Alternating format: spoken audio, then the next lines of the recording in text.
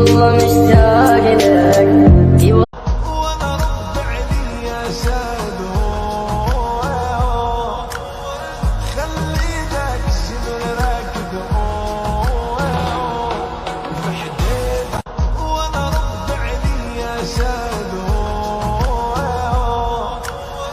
خليتك الشمر راكد امروز براتون کدام خبر یا کدام معلومات آوردیم. امروز براتون میگم همین آدم که کلمه اینجا دوید زده این آدم بسیار گل آمده هست، بسیار آدم خوبی هست. برین فالوش کنین، لایک کنین ویدیوش، کامنت برش بارید. در جیگرکایتان جانم از وطندارتان حمایت کنین که اینجا هست که اینی بسیار خوب آدم هست. دیوانه حرف از وفاداری برای من نزن.